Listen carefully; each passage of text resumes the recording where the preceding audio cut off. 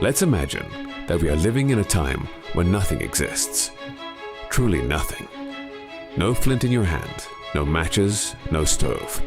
You simply wait. When the sun disappears, life stops.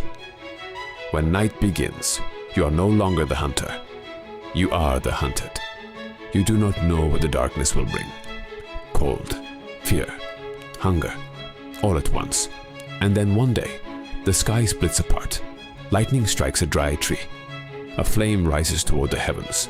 Blinding, dangerous, unknown. But in that moment, someone does not step back. That first human does not look away. He is afraid, yes, but he stays. He holds the fire not with his hands at first, but with his gaze. Then he picks up a branch. From the edge of that blaze, he pulls a piece of fire. With trembling fingers, he carries it back to the cave. He gathers bark and dry leaves, and he lights the fire again. In that moment, not just light is born, but will. Because this is not merely seeing fire. It is carrying it, protecting it, rekindling it. Fire is no longer in the hands of nature. It is in the hands of humans. And this is no longer just about warmth. It is about extending time, stretching the night, cooking, thinking, planning. It is about changing biologies, transforming society, rewriting the human being. After that spark, nothing will ever be the same. The scene we describe is a reconstruction, but not merely imagination. Archaeology tells us that this moment truly happened. We even know roughly where and when. There's a profound difference between using fire and controlling it.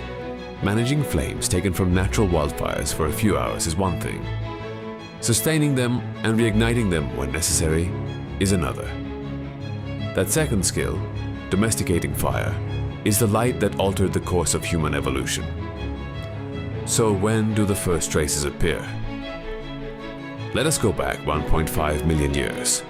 In South Africa's Swartkrans Cave, burned bones and blackened sediments were found. Some experts believe this suggests that Homo erectus could at least transport fire.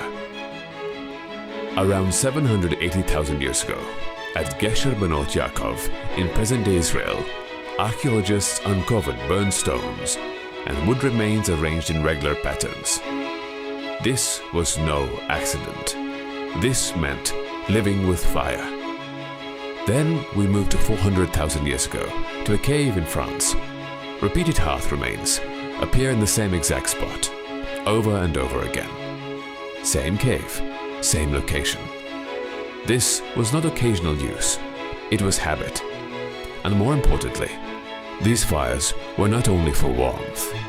There are signs that food was cooked, that animal bones were exposed to heat. Fire was no longer just a survival tool.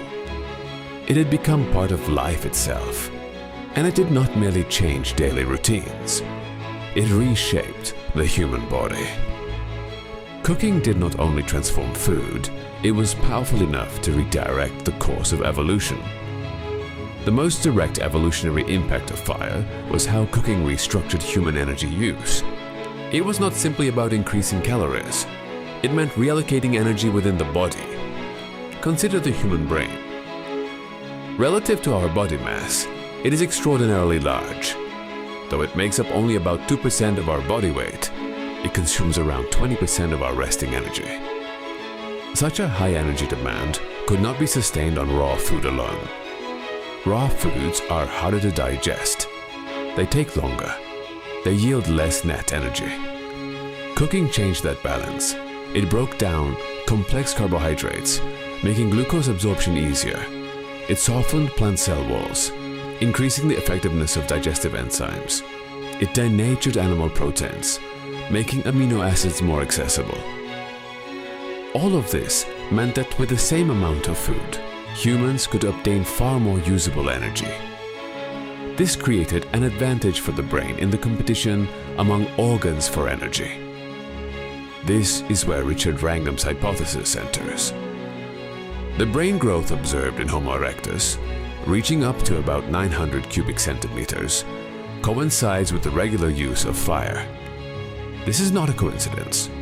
At the same time, our intestines became smaller. We no longer needed a massive digestive system to process raw food. That meant additional energy savings.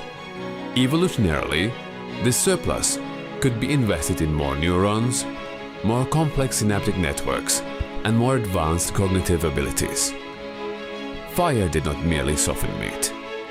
It transformed the economy of energy within the human body. And that transformation made the expansion of the human mind possible. But it was not only the brain that changed. The body evolved as well. With cooked food, the need for prolonged chewing decreased. Jaw muscles and teeth became smaller. Fossil records from Homo erectus onward show smaller molars, narrower jawbones, and flatter facial structures. The control of heat was no longer just an invention. It was an evolutionary driver. Interestingly, this shift did not only reshape biology, it reshaped time itself. Raw food required hours of chewing and digesting. Cooked meals reduced that to minutes. This small difference opened up an enormous gap in human history. Free time. Yes, time to be idle, time to be bored. And when humans are bored, what do? They gather, they talk, they think. Now, not only the day but also the night could be lived. Conversations around the fire began. Archaeological excavations in early Homo sapiens and Neanderthal settlements reveal hearths placed at the center of shelters, surrounded by organized seating areas and traces of shared activities. This was not merely about warmth, it was about gathering, sharing, forming a circle. The space around the fire became a natural stage, and on that stage were told not only the events of the day, but stories, calendars, fears, and dreams. According to what paleoanthropologists call the social brain hypothesis, the key driver of human brain evolution was not tool-making, but the ability to live together. Understanding social hierarchies, forming alliances, avoiding deception, building trust. All of this imposed cognitive demands. The circle of fire became a natural laboratory for the minds capable of carrying that load. Another critical contribution was safety at night. Fire provided not only warmth, but also a visual and olfactory barrier against predators. Humans could now sleep not only inside enclosed shelters, but also in more open spaces. This sense of security gave rise to mental calm, and calm creates the ground for thought. Within the protected space created by fire, humans did not merely survive. They began to reflect on life itself. At this point, humans began shaping not only their environment, but themselves. Survival was no longer enough. They sought meaning. Because fire was no longer just for warmth or cooking. It became a reservoir of symbols. It was warm, yet it burned. It illuminated darkness, yet it was mysterious. These contradictions left deep marks on the human mind. In nearly every ancient culture, fire was feared and revered. Prometheus stole it from the gods and gave it to humanity. Maui pulled it from beneath the earth. These myths carry the same intuition. Fire was a gift, but a costly one. Even today, candles in meditation, flames in funerals, birthday candles blown out in celebration, all reflect the ritual power of fire embedded in our subconscious. And that power eventually transformed into new forms of fire in the external world.